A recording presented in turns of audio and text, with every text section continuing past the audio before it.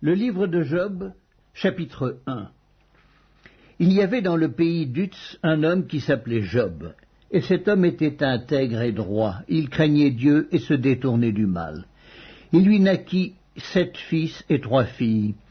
Il possédait 7000 brebis, 3000 chameaux, 500 paires de bœufs, 500 ânesses, et un très grand nombre de serviteurs, et cet homme était le plus considérable de tous les fils de l'Orient. Ses fils allaient les uns chez les autres et donnaient tour à tour un festin, et ils invitaient leurs 3 sœurs à manger et à boire avec eux. Et quand les jours de festin étaient passés, Job appelait et sanctifiait ses fils, puis il se levait de bon matin et offrait pour chacun d'eux un holocauste. Car Job disait, « Peut-être mes fils ont-ils péché et ont-ils offensé Dieu dans leur cœur ?» C'est ainsi que Job avait coutume d'agir. Or les fils de Dieu vinrent un jour se présenter devant l'Éternel, et Satan vint aussi au milieu d'eux. L'Éternel dit à Satan, « D'où viens-tu » Et Satan répondit à l'Éternel, « De parcourir la terre et de m'y promener. » L'Éternel dit à Satan, « As-tu remarqué mon serviteur Job? Il n'y a personne comme lui sur la terre. C'est un homme intègre et droit, craignant Dieu et se détournant du mal. » Et Satan répondit à l'Éternel, « Est-ce d'une manière désintéressée que Job craint Dieu? Ne l'as-tu pas protégé, lui, sa maison et tout ce qui est à lui? Tu as béni l'œuvre de ses mains et ses troupeaux couvrent le pays. Mais étends ta main, touche à tout ce qui lui appartient, et je suis sûr qu'il te maudit en face. » L'Éternel dit à Satan, « Voici, tout ce qui lui appartient, je te le livre, seulement ne porte pas la main sur lui. » Et Satan se retira de devant la face de l'Éternel. Un jour que les fils et les filles de Job mangeaient et buvaient du vin dans la maison de leur frère aîné, il arriva auprès de Job un messager qui dit, « Les bœufs labouraient et les ânesses paissaient à côté d'eux. Des Sabéens se sont jetés dessus, les ont enlevés et ont passé les serviteurs au fil de l'épée. Et je me suis échappé, moi seul, pour t'en apporter la nouvelle. » Il parlait encore lorsqu'un autre vint et dit, « Le feu de Dieu est tombé du ciel, a embrasé les brebis et les serviteurs, et les a consumés. Et je me suis échappé moi seul pour t'en apporter la nouvelle. » Il parlait encore lorsqu'un autre vint et dit, « Des Chaldéens formés en 3 bandes se sont jetés sur les chameaux, les ont enlevés, et ont passé les serviteurs au fil de l'épée, et je me suis échappé moi seul pour t'en apporter la nouvelle. » Il parlait encore lorsqu'un autre vint et dit, « Tes fils et tes filles mangeaient et buvaient du vin dans la maison de leur frère aîné, et voici, un grand vent est venu de l'autre côté du désert, et a frappé contre les 4 coins de la maison. Elle s'est écroulée sur les jeunes gens, et ils sont morts, et je me suis échappé moi seul pour t'en apporter la nouvelle. » Alors Job se leva, déchira son manteau et se rasa la tête. Puis, se jetant par terre, il se prosterna et dit, « Je suis sorti nu du sein de ma mère, et nu je retournerai dans le sein de la terre. L'Éternel a donné et l'Éternel a ôté, que le nom de l'Éternel soit béni. » En tout cela, Job ne pécha point et n'attribua rien d'injuste à Dieu. Le livre de Job, chapitre 2. Or, les fils de Dieu vinrent un jour se présenter devant l'Éternel, et Satan vint aussi au milieu d'eux se présenter devant l'Éternel. L'Éternel dit à Satan, « D'où viens-tu » Et Satan répondit à l'Éternel, « De parcourir la terre et de m'y promener. » L'Éternel dit à Satan, « As-tu remarqué mon serviteur Job? Il n'y a personne comme lui sur la terre. C'est un homme intègre et droit, craignant Dieu et se détournant du mal. Il demeure ferme dans son intégrité, et tu m'excites à le perdre sans motif. » Et Satan répondit à l'Éternel, « Peau pour peau, tout ce que possède un homme, il le donne pour sa vie, mais étends ta main, touche à ses os et à sa chair, et je suis sûr qu'il te maudit en face. » L'Éternel dit à Satan, « Voici, je te le livre, seulement épargne sa vie. » Et Satan se retira de devant la face de l'Éternel. Puis il frappa Job d'un ulcère malin depuis la plante du pied jusqu'au sommet de la tête. Et Job prit un tesson pour se gratter et s'assit sur la cendre. Sa femme lui dit, « Tu demeures ferme dans ton intégrité, maudis Dieu et meurs. » Mais Job lui répondit, « Tu parles comme une femme insensée. Quoi, nous recevons de Dieu le bien et nous ne recevrions pas aussi le mal ?» En tout cela, Job ne pécha point par ses lèvres. 3 amis de Job, Éliphaz de Théoman, Bildad de Chouac et Tsophar de Naama, apprirent tous les malheurs qui lui étaient arrivés. Ils se concertèrent et partirent de chez eux pour aller le plaindre et le consoler.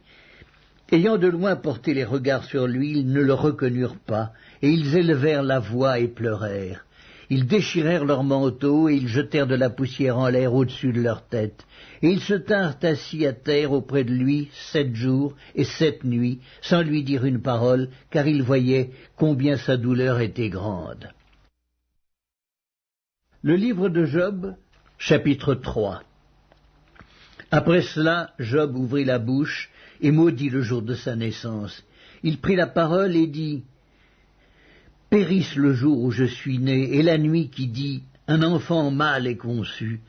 Ce jour qu'il se change en ténèbres, que Dieu n'en ait point souci dans le ciel, et que la lumière ne rayonne plus sur lui, que l'obscurité et l'ombre de la mort s'en emparent, que des nuées établissent leur demeure au-dessus de lui, et que de noirs phénomènes l'épouvantent. Cette nuit, que les ténèbres en fassent leur proie, qu'elles disparaissent de l'année, qu'elles ne soient plus comptées parmi les mois. Que cette nuit devienne stérile, que l'allégresse en soit bannie, qu'elle soit maudite par ceux qui maudissent les jours, par ceux qui savent exciter le Léviathan. Que les étoiles de son crépuscule s'obscurcissent, qu'elle attende en vain la lumière et qu'elle ne voit point les paupières de l'aurore, car elle n'a pas fermé le sein qui me conçut, ni dérobé la souffrance à mes regards. Pourquoi ne suis-je pas mort dans le ventre de ma mère? Pourquoi n'ai-je pas expiré au sortir de ses entrailles? Pourquoi ai-je trouvé des genoux pour me recevoir et des mamelles pour m'allaiter? Je serai couché maintenant, je serai tranquille, je dormirai, je reposerai, avec les rois et les grands de la terre qui se bâtissent des mausolées, avec les princes qui avaient de l'or et qui remplirent d'argent leur demeure, où je n'existerai pas, je serai comme un avorton caché, comme des enfants qui n'ont pas vu la lumière. Là ne s'agitent plus les méchants, et ils se reposent ceux qui sont fatigués et sans force. Les captifs sont tous en paix, et ils n'entendent pas la voix de l'oppresseur. Le petit et le grand sont là, et l'esclave n'est plus soumis à son maître. Pourquoi donne-t-il la lumière à celui qui souffre et la vie à ceux qui ont l'amertume dans l'âme, qui espèrent en vain la mort et qui la convoitent plus qu'un trésor, qui serait transporté de joie et saisi d'allégresse s'il trouvait le tombeau? À l'homme qui ne sait où aller et que Dieu cerne de toutes parts, mes soupirs sont ma nourriture et mes cris se répandent comme l'eau. Ce que je crains, c'est ce qui m'arrive. Ce que je redoute, c'est ce qui m'atteint. Je n'ai ni tranquillité, ni paix, ni repos, et le trouble s'est emparé de moi.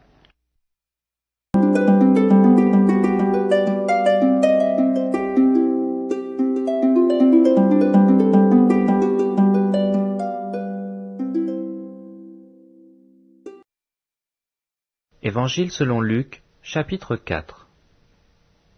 Jésus, rempli du Saint-Esprit, revint du Jourdain, et il fut conduit par l'Esprit dans le désert, où il fut tenté par le diable pendant 40 jours. Il ne mangea rien durant ces jours-là, et après qu'ils furent écoulés, il eut faim.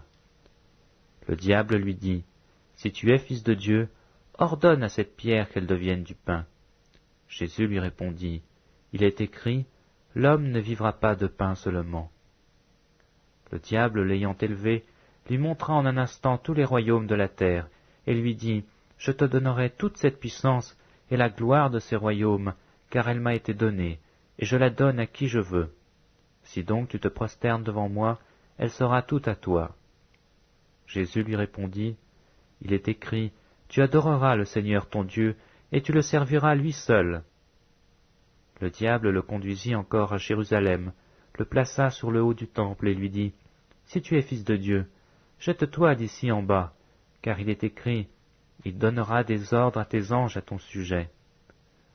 afin qu'ils te gardent, et ils te porteront sur les mains, de peur que ton pied ne heurte contre une pierre. » Jésus lui répondit, « Il est dit, tu ne tenteras point le Seigneur ton Dieu. » Après l'avoir tenté de toutes ses manières, le diable s'éloigna de lui jusqu'à un moment favorable.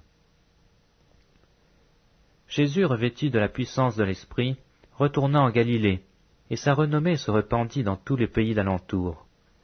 Il enseignait dans les synagogues, et il était glorifié par tous. Il se rendit à Nazareth, où il avait été élevé, et selon sa coutume, il entra dans la synagogue le jour du sabbat.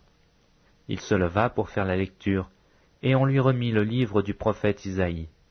L'ayant déroulé, il trouva l'endroit où il était écrit « L'Esprit du Seigneur est sur moi, parce qu'il m'a oint pour annoncer une bonne nouvelle aux pauvres.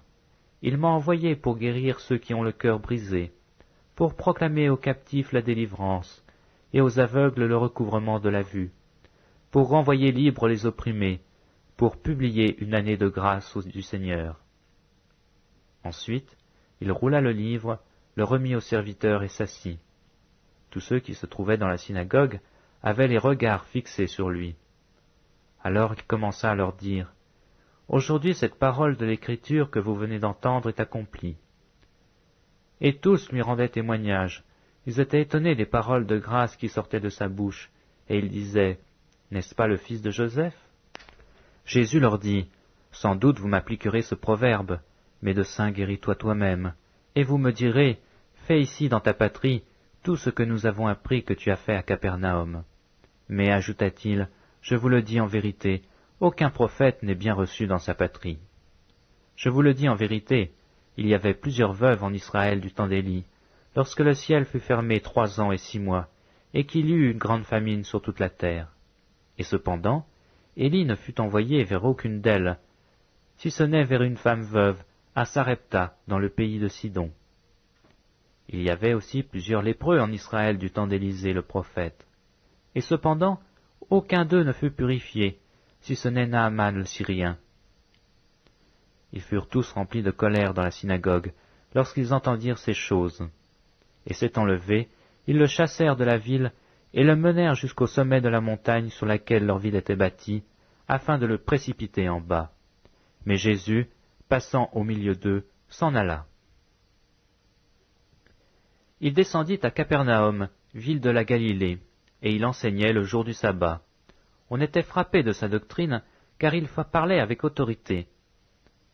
Il se trouva dans la synagogue un homme qui avait un esprit de démon impur, et qui s'écria d'une voix forte, « Ah, qu'y a-t-il entre nous et toi, Jésus de Nazareth? Tu es venu pour nous perdre? Je sais qui tu es, le Saint de Dieu. » Jésus le menaça, disant, « Tais-toi, et sors de cet homme. » Et le démon le jeta au milieu de l'assemblée, et sortit de lui sans lui faire du mal. Tous furent saisis de stupeur, et ils se disaient les uns les autres, « Quelle est cette parole? Il commande avec autorité et puissance aux esprits impurs, et ils sortent. » Et sa renommée se répandit dans tous les lieux d'alentour. En sortant de la synagogue, il se rendit à la maison de Simon. La belle-mère de Simon avait une violente fièvre, et ils le prièrent en sa faveur. S'étant penché sur elle, il menaça la fièvre, et la fièvre la quitta. À l'instant, elle se leva et les servit. Après le coucher du soleil, tous ceux qui avaient des malades, atteints de diverses maladies, les lui amenèrent. Il imposa les mains chacun d'eux, et il les guérit. Des démons aussi sortirent de beaucoup de personnes, en criant et disant, « Tu es le Fils de Dieu !» Mais il les menaçait, et ne leur permettait pas de parler, parce qu'ils savaient qu'il était le Christ.